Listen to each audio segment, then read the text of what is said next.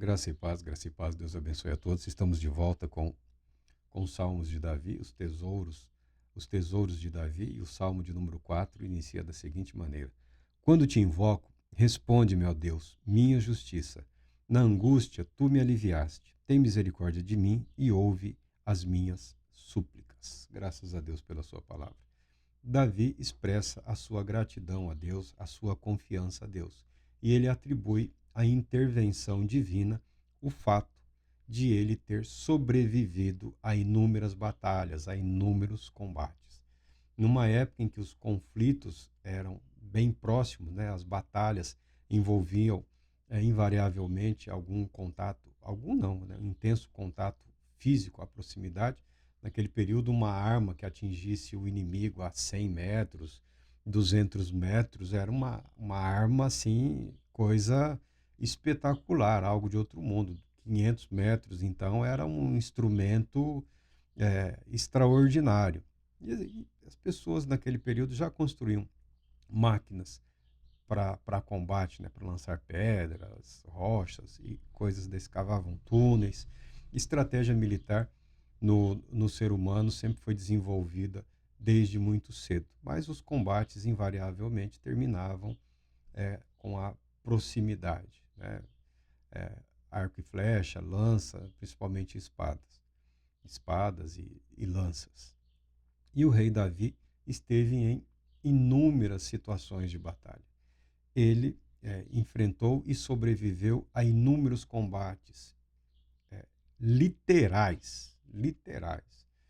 Muita gente, muitos de nós fazemos uso da linguagem dos Salmos ou de alguma linguagem bíblica que expressa a gratidão a Deus por livramento nas inúmeras batalhas. Nós incorporamos a nossa vida ao nosso viver, mas nós temos plena consciência, segundo o ensino do Novo Testamento, que a nossa luta não é contra carne ou sangue. A nossa luta, a nossa principal batalha é contra os principados e potestades, os dominadores aí das regiões celestiais. Tá? É uma batalha num contexto espiritual, num contexto ético, moral. É claro que, às vezes, temos inimigos que tentam arruinar as nossas vidas, mas isso não é uma prerrogativa do cristão, isso acontece com todo mundo. Você vai lá em Israel, ou você vai no mundo islâmico, no budismo, no shintoísmo, todo lugar do planeta, entre os ateus também, tá? Também não é um paraíso entre eles. Todo lugar do mundo, de vez em quando, alguém se levanta com o objetivo de arruinar ou tentar destruir a vida de outra pessoa. Isso acontece, mas não tem a mesma dimensão e proporção de ter que enfrentar batalhas literais para manter-se vivo. No mundo antigo, as pessoas que sobreviviam às batalhas eram aclamadas, né? Eram prestigiadas, as suas histórias eram contadas e eles ganhavam o direito de contar as suas histórias, de contar a sua versão sobre as batalhas, sobre o livramento, como sagraram-se vencedores. O rei Davi atribui absolutamente tudo a Deus. Isso é que é fantástico no rei Davi. Ele não foi o único a sobreviver às batalhas. Muitos sobreviveram. Ele não foi o único grande general, estrategista. Muitos existiram.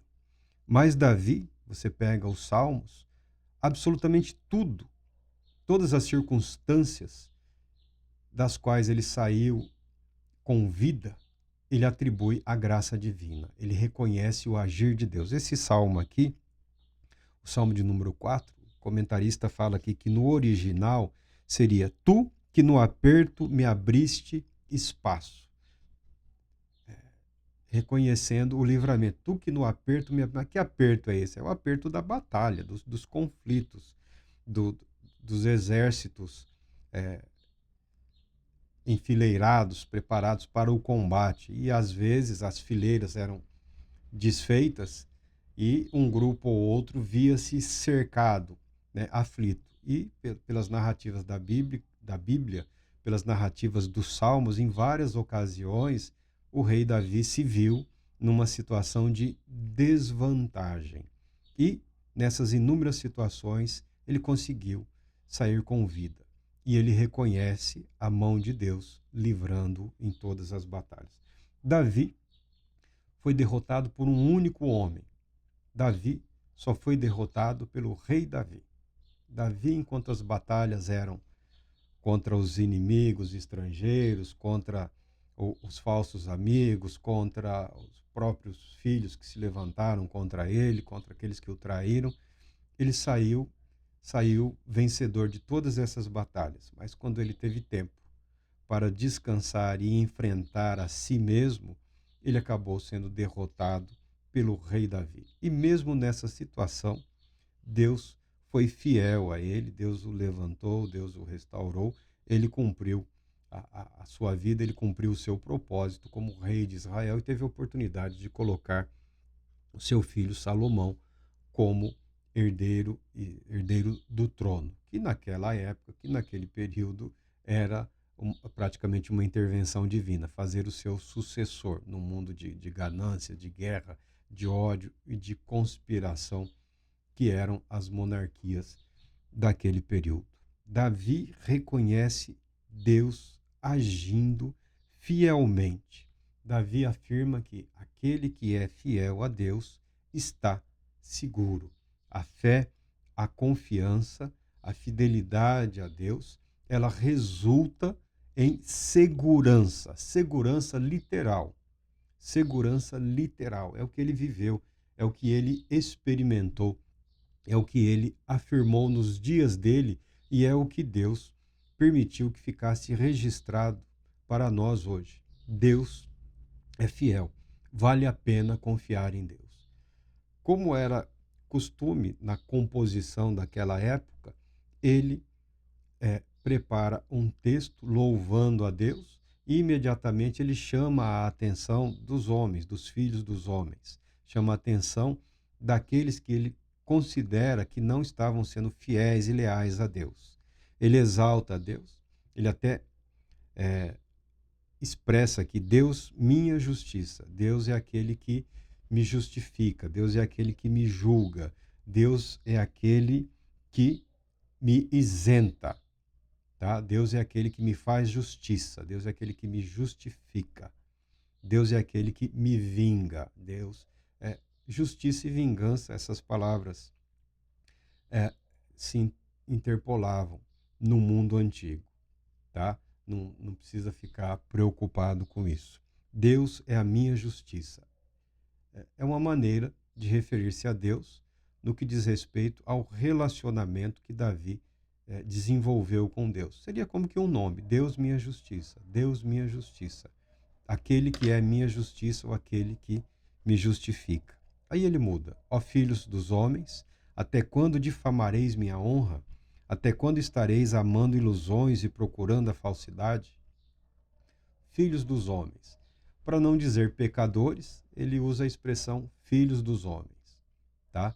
Para não dizer derrotados pelo pecado, para não dizer mentirosos, para não dizer assassinos, para não dizer covardes, para não dizer infiéis, ele usa a expressão filho dos homens, puxando, trazendo à tona tudo que isso significa, em oposição ao que é fiel. Filho dos homens, aqueles que são fiéis a si mesmos, aqueles que são leais a seus próprios interesses e não aos interesses do Todo-Poderoso Deus. Na prática, ele está dizendo, pecadores, até quando difamareis a minha honra? Davi nunca atribuiu a si mesmo uma perfeição. Nenhum personagem da Bíblia jamais atribuiu a si mesmo, ou jamais foi atribuído a nenhum personagem da Bíblia uma perfeição em termos absolutos, exceto Jesus, o Cristo. Todos os demais, os patriarcas, os apóstolos, os profetas, os reis, os sacerdotes, a Bíblia faz questão de evidenciar os seus erros, os seus pecados, as suas falhas, os seus fracassos, porque o objetivo da palavra de Deus é ressaltar a fidelidade de Deus, tá? Não é apresentar um modelo de ser humano ideal para ser imitado. Aquele que é perfeito, o justo e o santo é Cristo Jesus, nosso Senhor. Davi não atribui a si mesmo nenhum tipo de perfeição. Mas o que ele está afirmando é que os ataques que ele sofre é de pessoas que não temem a Deus e que não reconhecem Deus no seu viver.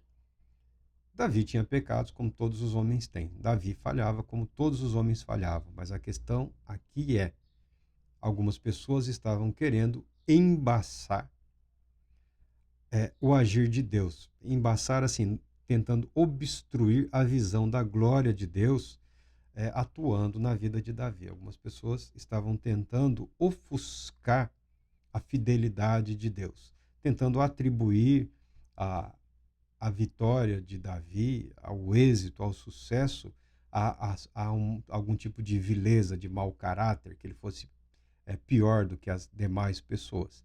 A indústria da mentira, ela é antiga, tá? Hoje estão até discutindo aí, acho que no Congresso, no Supremo, esse negócio de fake news, mas a história da humanidade é da indústria da mentira.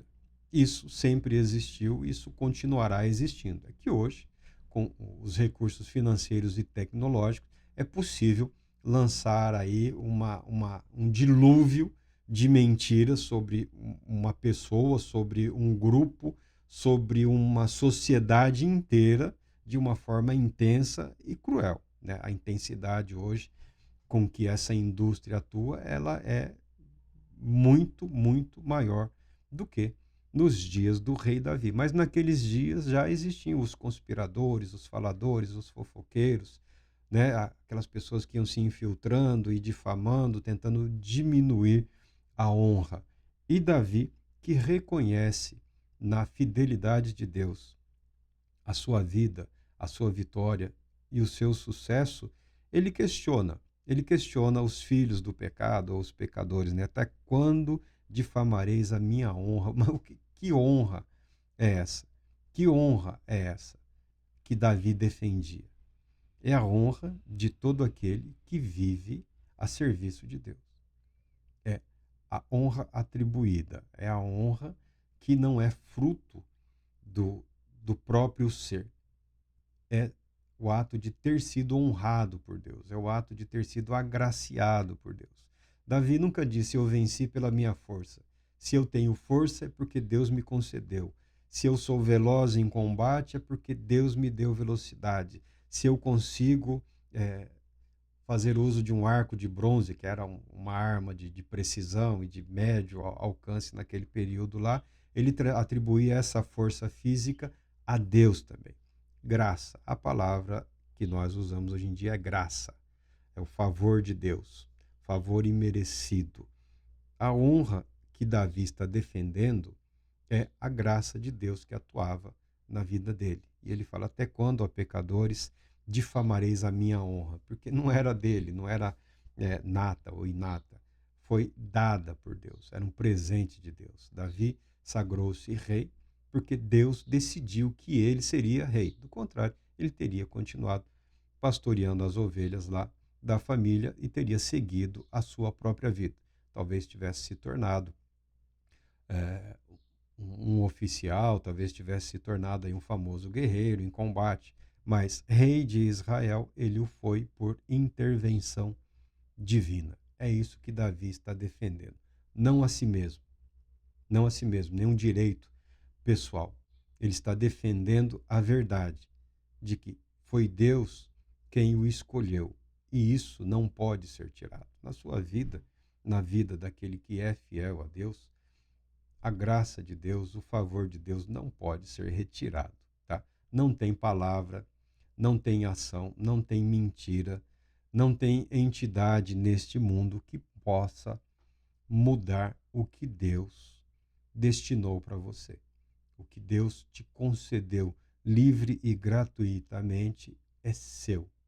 É dom de Deus, foi dado por Deus. Não pode ser retirado. Pode ser que alguém tente ofuscar aí esse brilho, mas você sabe que esse brilho não é seu. Você sabe que é um dom de Deus e você pode viver em paz com isso. Os pecadores, aqueles que fazem oposição a Deus, que se preparem para responder a Deus pelos seus erros, pelos seus fracassos. Sabei que o Senhor faz maravilhas para o fiel. O Senhor me ouve quando eu o invoco. O Senhor me ouve. Deus me ouve. Essa é a riqueza. Isso é tudo na vida desse homem. Isso é tudo. A consciência, o saber de que Deus, o Criador dos céus e da terra, o ouve. Ele era ouvido por Deus. Deus sabia da existência dele. Ainda que alguns, ou em determinadas ocasiões, muitas pessoas estivessem dispostas a arriscar o nome de Davi da história, não era assim com Deus. Deus presta atenção nas orações do fiel. Deus ouve a súplica do fiel. Sabei que o Senhor faz maravilhas para o fiel. Essa é uma confiança, essa é uma característica. Não que Davi fosse irresponsável, não que Davi fosse inconsequente, não que Davi fosse algum tipo aventureiro que se dessas pessoas aí que tem, que na minha opinião são transtornos emocionais, transtornos psicológicos, alguém pode dizer transtornos espirituais. É a versão religiosa dos transtornos aí psíquicos, emocionais, hoje se abate também sobre as igrejas aí, né? Por exemplo, transtorno de personalidade religiosa. Existe, tá aí. A igreja não quer enfrentar. Alguns até falam alguma coisa ou outra. O sujeito está surtado, o sujeito desenvolveu um transtorno de identidade. Ele se vê como se fosse algum tipo profético do Antigo ou do Novo Testamento, ou alguma personagem apostólica, ou profeta do Antigo ou do Novo Testamento. A pessoa construiu uma identidade espiritual paralela à realidade. Tá? Isso tem acontecido no mundo religioso, tem acontecido, as pessoas não querem enfrentar. O risco é nós passarmos.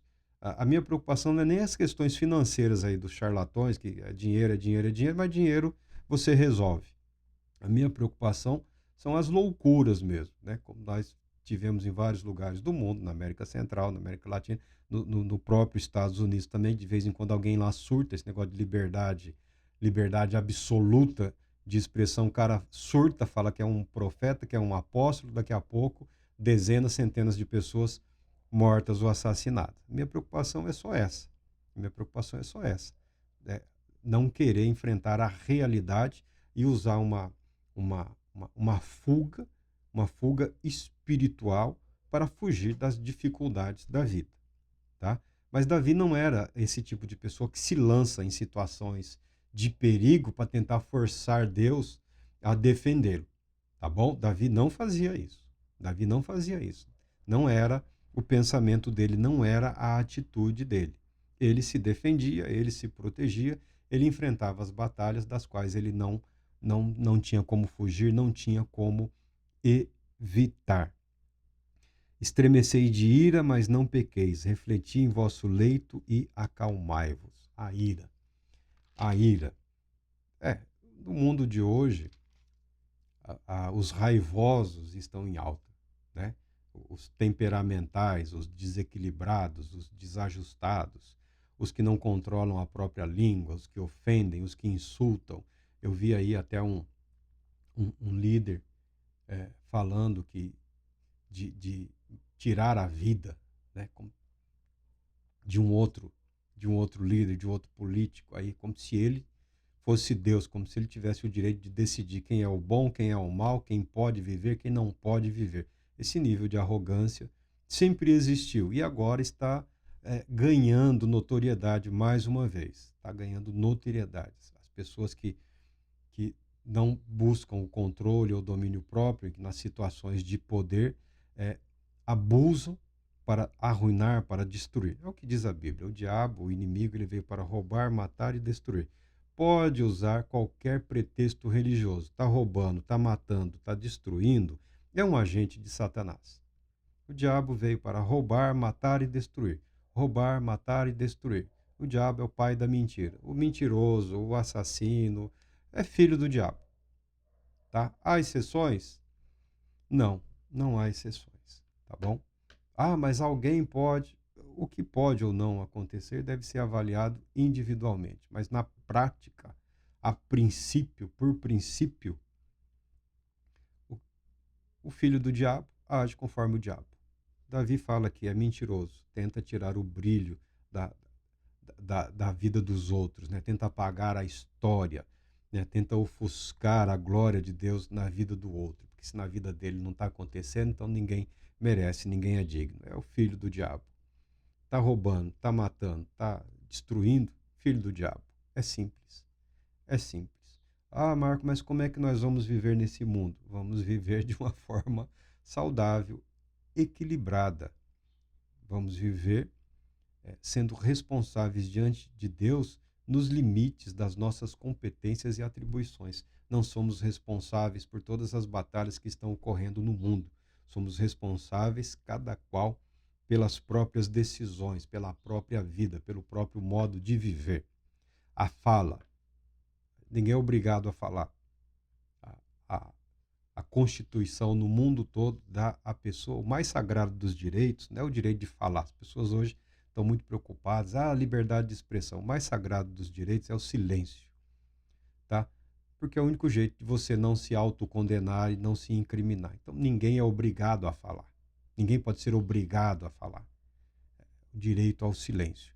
Quando nós falamos, corremos o risco de errar, de pecar, principalmente contra Deus e, sem dúvida nenhuma, contra o próximo. Estremecei de ira, mas não pequeis. Não tem como evitar a ira. Não tem como evitar a indignação. Não tem como evitar a revolta. Essas emoções, esses sentimentos, esses estados mentais são normais, são naturais. Normalmente nós nos indignamos diante da injustiça. Agora, o ato de nos indignarmos não nos dá o direito de produzirmos uma resposta segundo a nossa própria vontade. A nossa reação, a nossa reação pode muitas vezes extrapolar os limites do que é correto, do que é justo. Não é porque alguém ofendeu, insultou, que temos o direito de retribuir ou de superar o insulto e a ofensa, tá bom? Pode até pensar em termos de direito, mas a Bíblia recomenda que estremecer de ira. Você pode até ficar nervoso, irritado, subir um pouquinho a pressão, né? Ele fala aqui de tremer, de raiva, de ódio, irado. Mas ele diz: não pequeis, refleti no leito e acalmai-vos. Não se deixe levar pela ira. Não se deixe levar pela revolta. Não se deixe levar pela indignação. Isso normalmente acaba mal. Lutar contra uma correnteza na tempestade invariavelmente acaba mal. Não entre no rio. Não entre na água. O mar está revolto? Fique na praia. Fique na praia.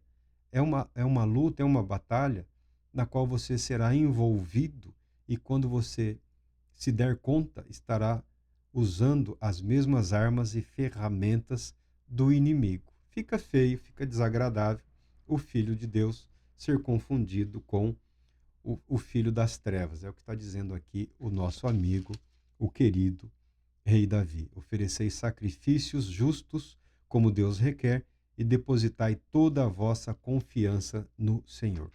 Essa é a recomendação de Davi. Sacrifícios justos, a oração, as nossas orações. Sacrifícios justos, a nossa vida. Essa temática de espiritualidade não foi abordada por um acaso. Tão importante quanto a oração é a vida. É como você decide viver, como você decide agir. Como você é pai, como você é mãe, como você é filho, como você é trabalhador, a maneira como você vive a vida. Isso são sacrifícios justos, como Deus requer. É a vida como um todo. Essa história de represar um momento do seu dia, como se aquele momento fosse a totalidade do que nós estamos vivendo para Deus, isolado de como nós agimos com as outras pessoas, isso normalmente também não dá bons resultados. Tá? A verdadeira espiritualidade ela se desenvolve no dia a dia. Aí nós vemos o quão difícil é para todo mundo as questões espirituais, invariavelmente, a menos que você se torne uma daquelas pessoas que prefere viver uma caricatura, que invariavelmente resulta num transtorno de personalidade, tá bom?